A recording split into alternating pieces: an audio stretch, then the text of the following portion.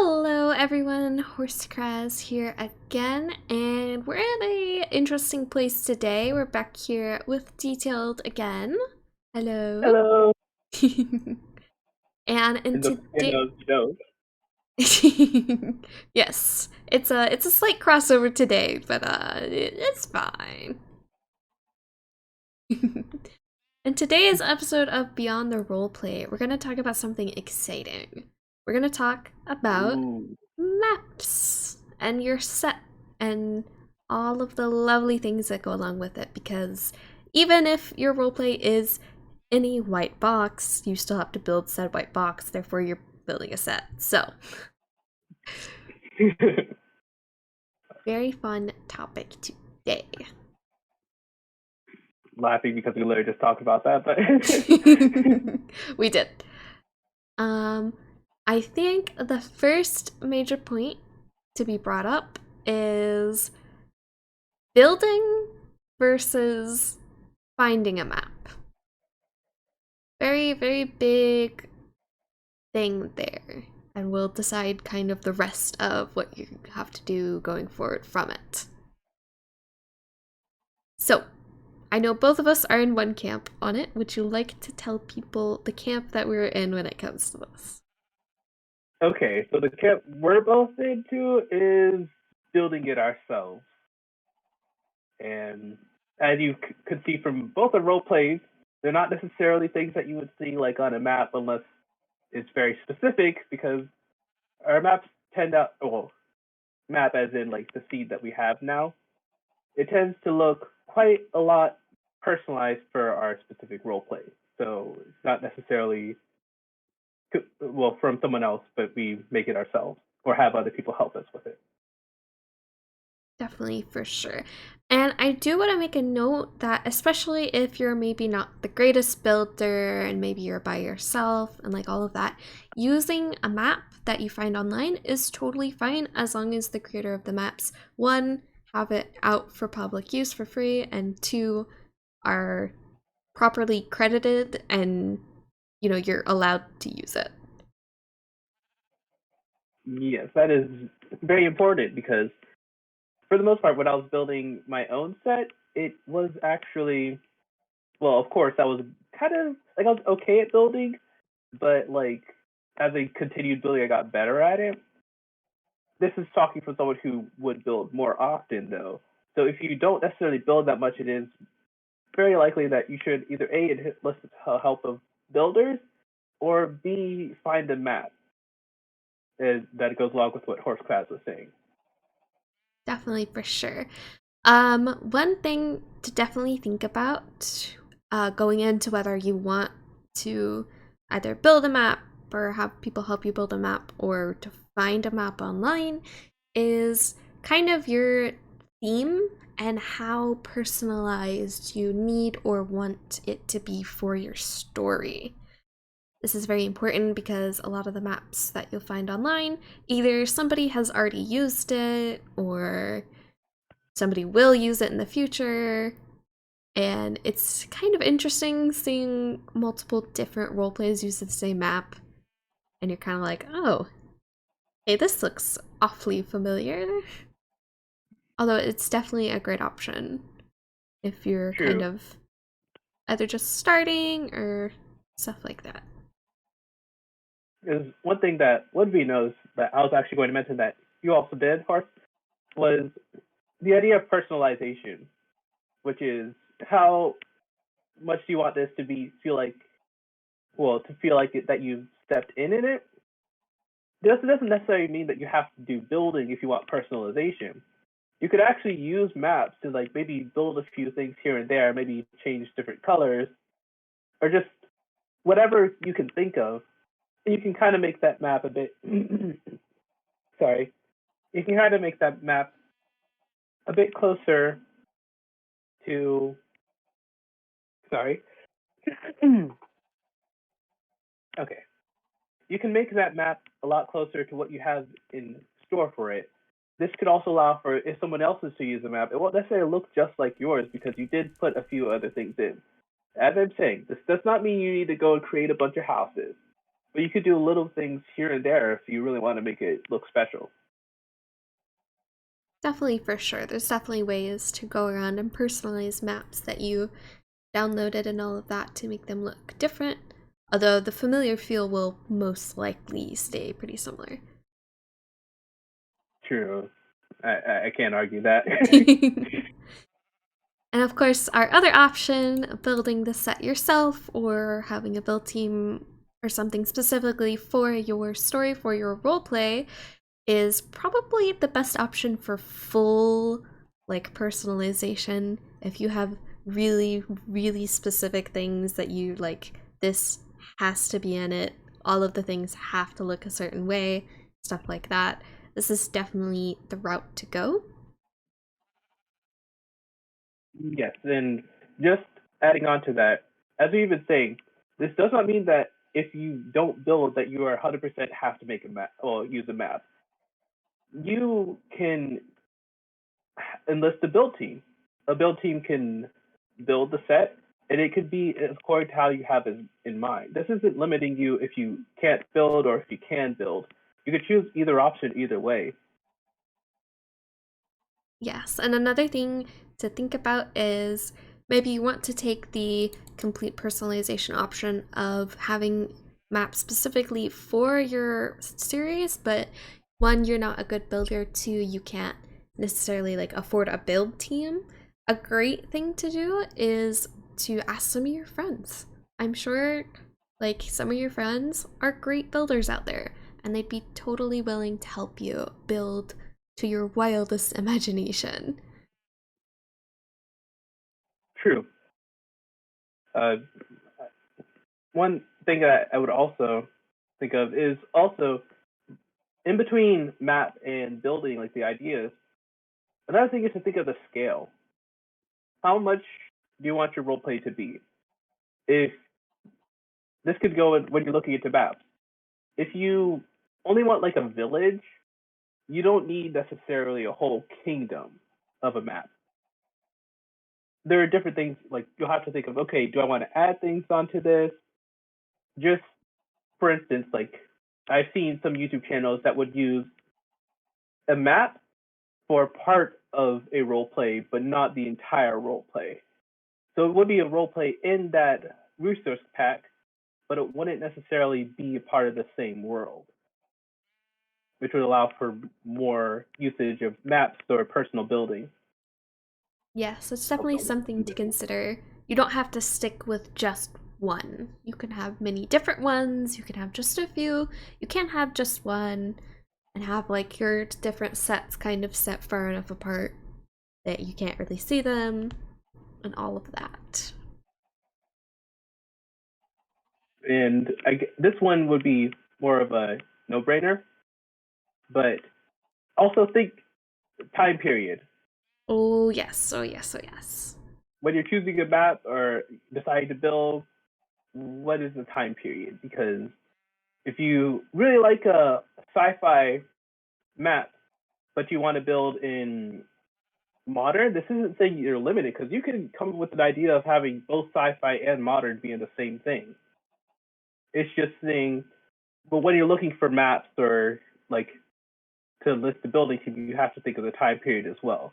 Because for instance, maybe a group of builders are better with medieval than other ones. So you would also have to put those things into thought process. So there probably are some builders that are able to do like sci-fi and all that stuff, but just things to think about. Yeah, I think something that definitely helps is going like just online and searching up the types of builds that you want to do and kind of having a bunch of them to look at as either your team is building or you're building or you're finding a map. Just so you know what you want and you have it in mind as you're searching or building.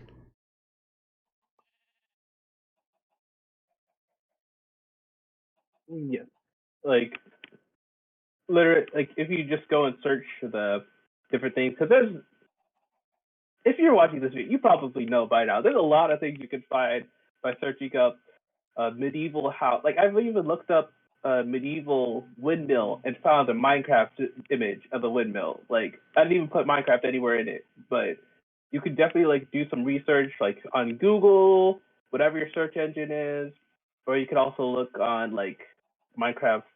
I think Minecraft also has like a bunch of different buildings and whatnot. So you can just look through there for inspiration of what exactly you want your roleplay to look like, with the idea of choosing whether to use a map or just to have building done in it. But yeah, Yeah, for sure. A couple of the pros and cons I want to mention about the two different like ways that you can get your sets. Pros and cons for finding a map online. Pros, it's already built. You just have to stick your world in and it's good to go. A con for it is you have to make sure, very sure, that you're allowed to use it and then it's properly credited wherever it needs to be properly credited, usually in your description. true. I would actually really agree with that, because there was a case where I was looking up a resource pack for a a new role play, but then I learned upon looking at the further details was that I couldn't use it for any public use. So you have to be very sure of just looking into things before you even be like, okay, I'm going to use this resource pack or this map.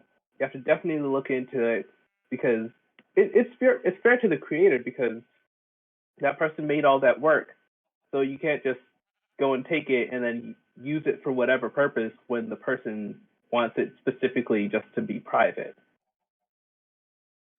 Yes, definitely for sure. But yes, personally, I actually I'll show my, I guess, bias, that I have been one to do a lot of building, because I like building. I enjoy the process of building. So in my own role play, like I have different building styles, right? Which is another thing, that if you're going into the building, you would have to make sure, like, if you want to be 100% like medieval, like, talking about Europe medieval uh, images, then you could do that. There's also the fact of, once you go into different places, you could have the idea of, hey, do you want to make it like based off like a desert? Do you want to make it Norse based? There's so many different cultures and all these different things that we can look up that happened during the same time period, that we can use in just the building style, or you could also go back to like searching for it in a map. Definitely for sure. Can you think of any more pros and cons for finding a map? Um, I'd say one pro is that it's a lot. It's it definitely diminishes the amount of work time you have to put into it. Yes. Don't know if you might have said that. I did, but I Um, it deserves another point because building maps takes a long time. Well, finding one, you literally download it and then stick it in your folder and then you're good to go. and I guess another one would be, what you get is what you see, for the most part. Like with the good maps, that's so there's no surprises. For instance, if you like talk with a build team, there might be a few things that like you have to kind of just go through, which is what I'm saying with this is more like they'll have to learn you and you'll have to learn them, Yeah, because for sure. people are different. So there's that. I guess another pro to making a map, well, to using a map, would be that, dang it, I already said that it knocks down build time. I mean, it deserves 3 points. It deserves however many points you want to make it because, oh boy. It's literally like 5 minutes versus sometimes months. So, I guess I could say that for the most part cost $0. yeah. So if you're looking in the right places and stuff, because some do cost money, but let's see. A con. Well, are we going to cons or still with pros? wherever you feel like the conversation's going. Okay. I feel like a con is that it can be very easy to tell that this is someone else's work. Not saying that you're plagiarizing because you're still like if you're agreeing with what the person who made it is saying, but it kind of that causes it to lose a bit of originality, which may take people out of the immersion depending on how well your roleplay has been doing as a whole. If it's the exact same uh, set that somebody else has seen like multiple times, that could take someone out of the immersion because it's like, okay, it's just another one of these. Definitely, for sure. Well, you could actually work around it though, but that like depends on you. For instance, like if you decide to do a role play in a dropper map, that might be interesting. That quick, write that down. I'm gonna blur this out. We can do something. I'm joking, but that might have just been a genius idea that you just had. Just pause beyond the roleplay. We need to go do something. Hold on.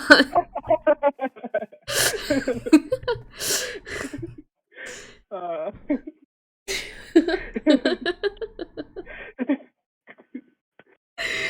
Oh dear.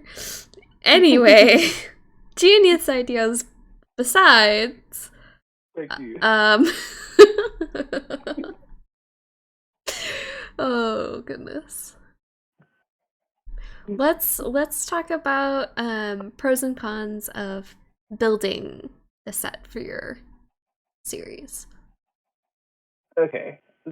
One of the pros for building a set for your own series is one heavy amounts of originality, which for some people this may matter, for others it may not matter so much. But for me personally, I really like the idea of being like to just look around and say, hey, this is like all these things have been built for my series and it's specifically unique to my series, which may also add to, well, that's still part of originality, but it would lead into showing other people that this is your own kind of style to creating it. So it allows you to have more freedom than other pros. It allows you to have more freedom in what your roleplay looks like. A con is it takes a lot of work. Yes, and not just a lot of work, but a lot of time as well, especially depending on the scale that you do it in. Yes, because here I am trying to make an entire region for one of my role plays, and I'm just like, Oh dear. it's fun, which is the Yeah. best part. Like, as long as it's fun, you can get through basically anything, right? But For the most part.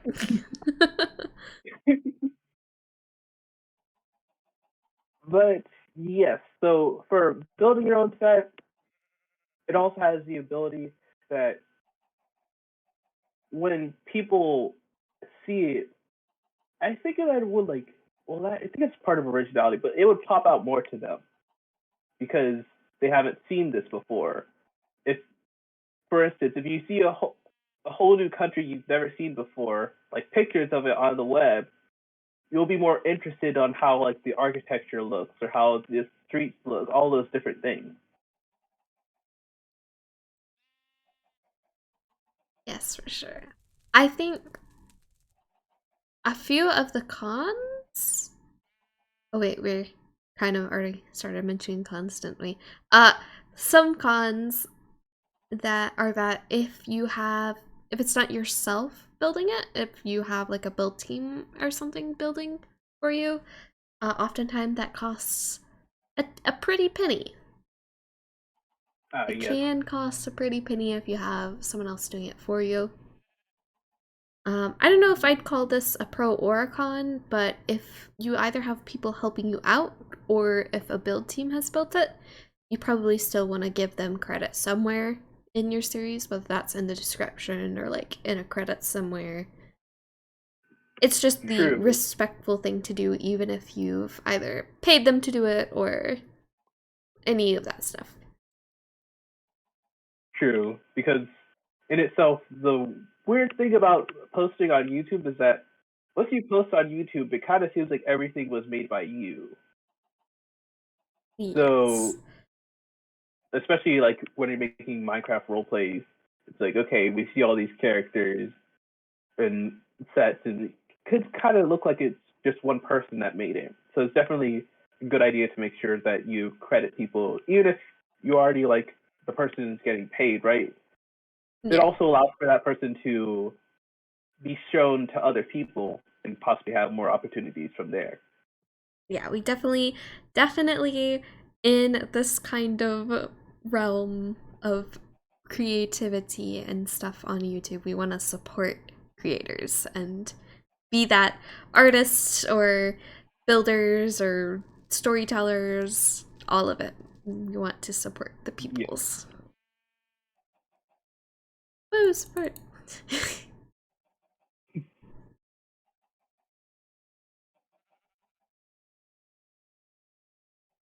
Do we have any final remarks about maps and sets and such? Okay. I do. The thing about maps and buildings is that whether you're thinking of either option or maybe like to add in like some buildings to a map, or I don't know, maybe make multiple different Minecraft places with these different maps connected in the same resource pack to try to make it one role play. The main goal is just for you to, frankly, just have fun with it. This is you making a role play, which is something very interesting that is like you can add your own story, all those different things, just to make sure that when you're looking into this, that you don't make it so, I guess I'd say technical, that it just sucks the fun out of it. Yeah. Like you can love the technical parts, right? But don't make it to the point where you're not having fun. If you're not having fun creating the role play, then that can be a problem. Especially if you're just trying to start it and you have all these different lists of things that you're trying to do, and it's just not fun. Yeah.